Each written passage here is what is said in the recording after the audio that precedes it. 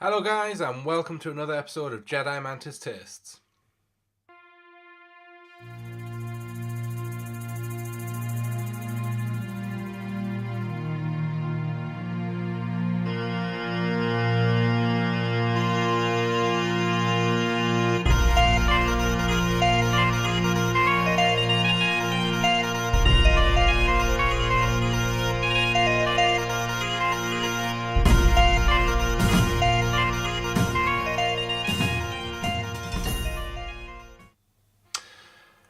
And today we are trying a Haig Club. It won the poll. Poll results are up here. You wanted it. We've got it. Haig Club Clubman. I have some opinions on this, which we will cover as we go through. But starting off, we'll go a little bit of the backstory, as we always like to do. The House of Haig is built, and this surprised me, is built on nearly 400 years of heritage, distilling heritage, and can trace its whisky producing roots right back to the 17th century in Scotland. In 1824, Scotland's oldest grain distillery, Cameron Bridge, was established by John Haig, and he set out to be a pioneer in the art of producing grain whisky in continuous coffee and stein stills. The process that is something that went on to be a foundation to the success of the modern Scotch whisky industry. The origin of the name Haig Club dates back to the 1920s, when Haig whisky was advertised as the Clubman whisky. Looking at it, as you can see, the bottle is different. It's eye-catching. It's a break to convention. I didn't really like it. Looking at that, to me, it's not a bottle of whiskey. It could be something else. It looks a bit like a perfume bottle or a cologne bottle, something like that, but looks bigger. However, through looking in for the video today, the differences of the bottle all stem into the history of whiskey and the distillery. So let's look at the shape of the bottle. It's square, you can see that here. The original Haig Club is a much squarer bottle as well on the front. This obviously a longer oblong bottle. The shape actually takes inspiration from classic whiskies, which traditionally will have been in a squarer bottle. So that's the reason behind the square bottle. The other obviously eye-catching thing of this is the colour. The glass itself is blue. It's not just a bold style statement. It actually pays homage to the traditional tasting glasses, which were blue in colour. And they were used by the master blenders. And they were used to ensure that the whiskey was reviewed on aroma and taste alone, so the colour of the whiskey didn't influence the reviewing of the whiskey. So there's reason to it looking like this. So my opinion of it has changed slightly. I didn't originally like it. I thought it was a bit flash, a bit sort of like, just as I said, a style statement. But on research, there's reasons there, and I can see the reasons, and it's a nice homage to their past.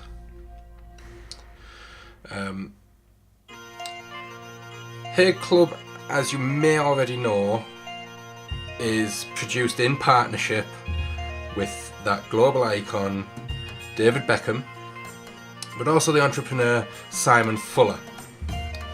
Their website, haigclub.com, I believe. I will put a thing up with the actual site on. They describe the partnership as unique.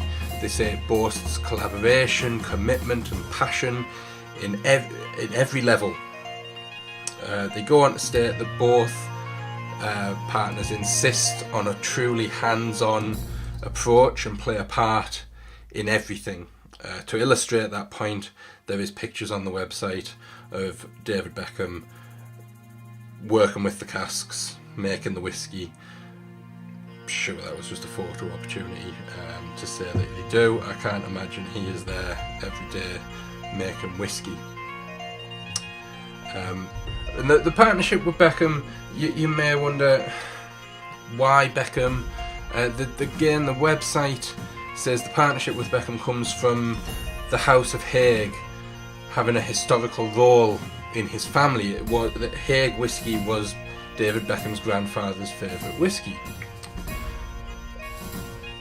In my opinion, I still don't understand why they would need to get a star and for Scottish whiskey to rely or to get in an Englishman just doesn't sound right. It doesn't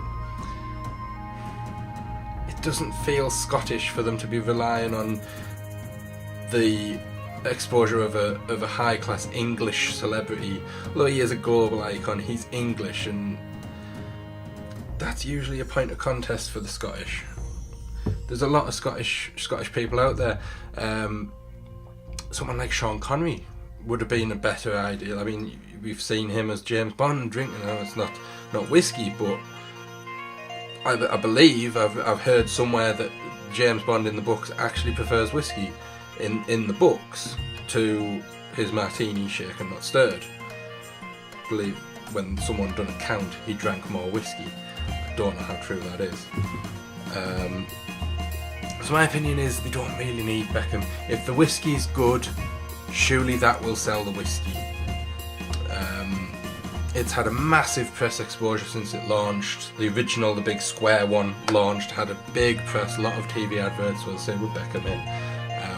I just think it was a bit overkill for me.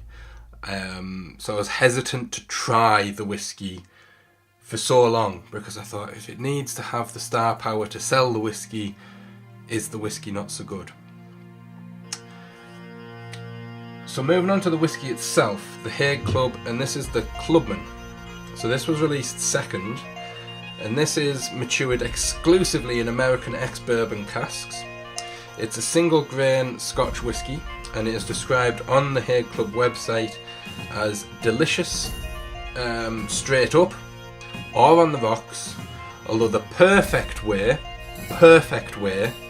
they say, is to enjoy it with cola.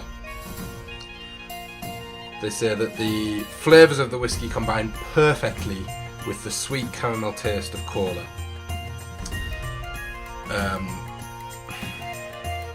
My opinion is I'd rather not mix my whiskey.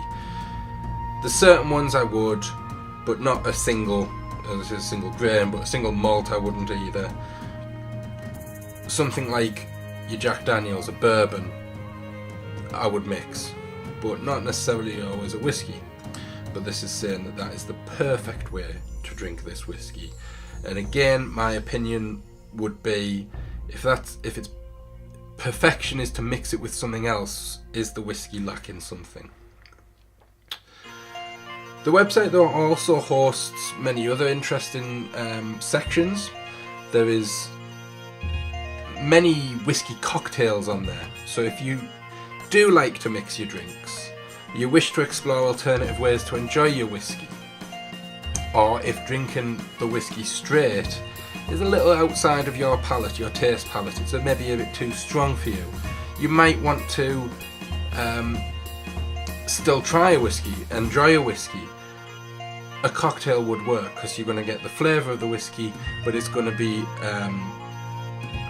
mixed in with other flavours, so that the flavour is what you enjoy, not the necessarily burning sensation of a straight whiskey.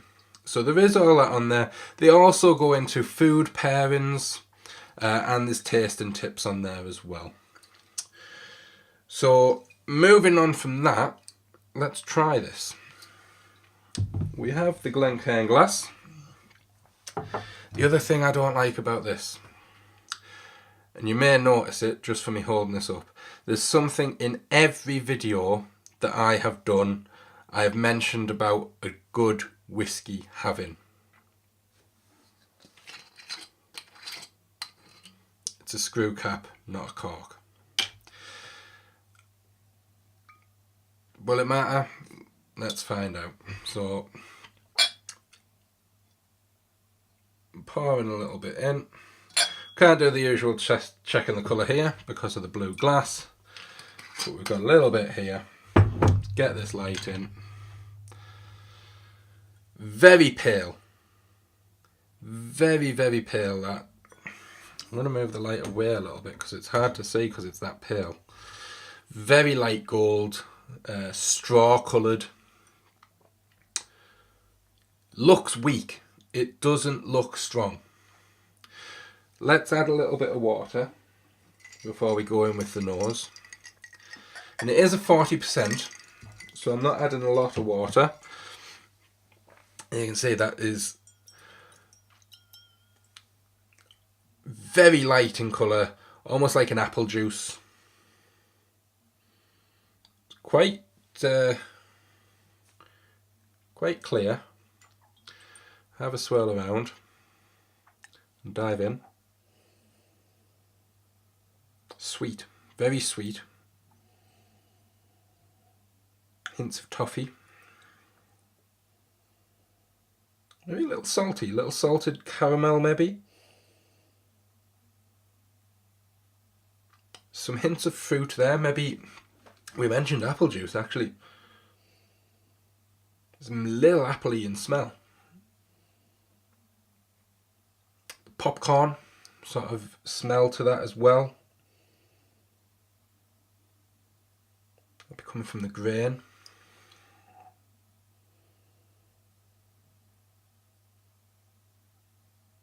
It smells fine. It smells alright. It's it doesn't immediately tantalise the senses. It's quite understated. Let's have a try.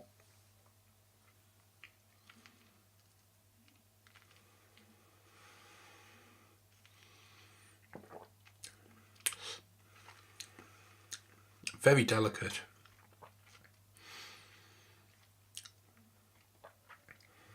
That salted caramel flavour coming through. With a hint of the apple there. Maybe some other fruits, maybe a bit of citrus. You're getting the hints of toffee. A little bit of spice. And that's coming afterwards. Like a cinnamon sort of spice notes lingering there. It's very smooth.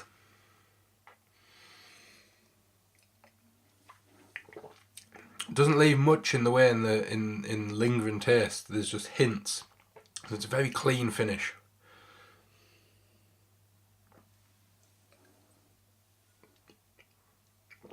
It's not bad. It's not the best whiskey ever made. But I don't think it needs to have the star power campaign behind it to sell it. It would sell on its own. It's a nice enough whiskey to sell on its own. It doesn't need David Beckham. We'll try a bit now without the water. So we'll pour a little bit more in. Only a little bit. A little darker than it was with the water, but ultimately probably the palest whiskey we've tried on this series. A little bit more kick to it on the nose. Taking a deep draw in. You can feel it working its way up the nostrils. Certainly announcing itself a little bit more robustly than with the water. Let's have a sip.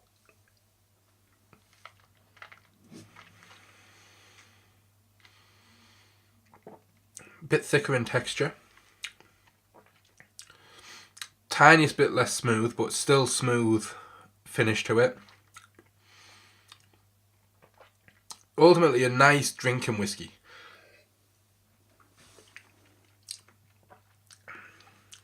not something for a special occasion, although they would probably have you not believe that. I think they're trying to market it, looking at the campaign, as being a high-end whiskey. I don't think it is.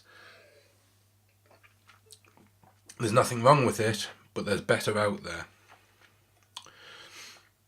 So yeah, it's not a bad effort. It's very palatable. It's a nice, smooth, crisp finish to it. You've got hints of fruit in there. There's the vanillas and the caramels that you're getting from the bourbon cask in there. A little bit of spice on the aftertone. It's a fine whiskey. There's nothing wrong with it.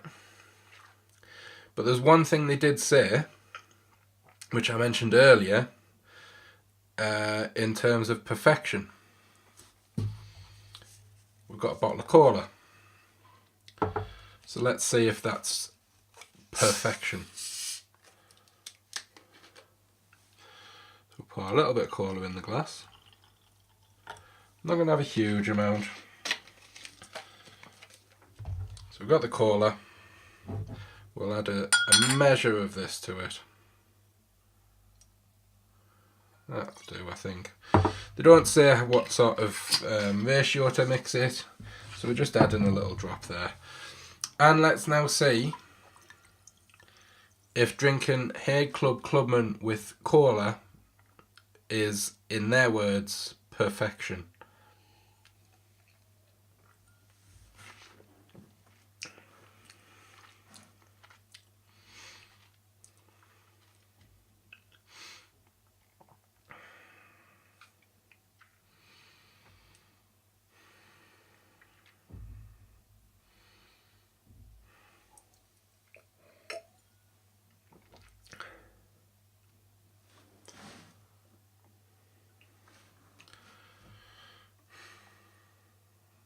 Guess my opinion of perfection is a bit overrated.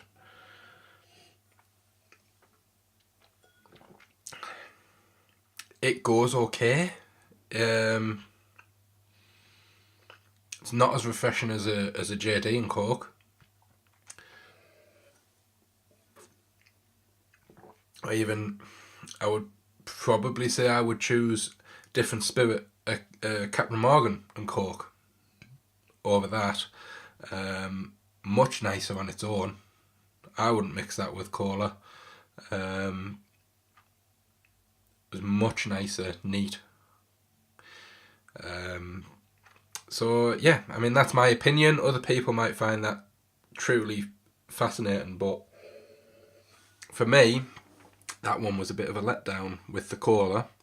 I learned a lot about Haig Club. I will say that this video has helped me appreciate Haig Club a bit more than I did.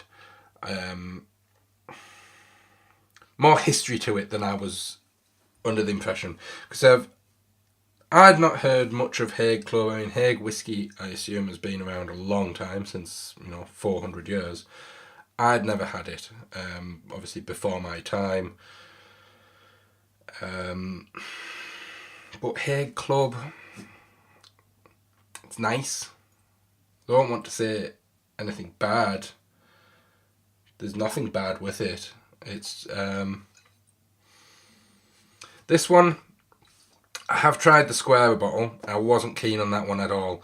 This one is nice. This is a one, if you get it when it's on offer, it's a nice one to have in as an everyday whiskey. Just a drinking whiskey, just for any night of the week that you want to have a drink. It's a good one to have. But it's not a taste sensation. That's my review of Haig Club Clubman. Thank you for watching. Next week, we have another vote. You can vote for Glenmorangie with the sherry cask finish, La Santa. You can have Tamnavulin Speyside Single Malt Double Cask. Or you can have the Jura Origin. And this is a Islay single malt. Those are the three options for next week. Voting is in the corner. Also on Twitter at the Jedi Mantis. Cast your votes. Get the votes in by Wednesday next week, and I will do a video on the winner. So those are your options: Jura, Tamnavulan, Glenmorangie. Start casting your votes now. I've been Jedi Mantis. Thank you for watching. Keep an eye out for the end screen that's coming up. That will give a couple of links to my other videos. There will be a link there to a gaming video, and there will be a link there to a try not to laugh challenge. And that's it. Thanks for watching. Drink responsibly, and I'll see you next time. See ya.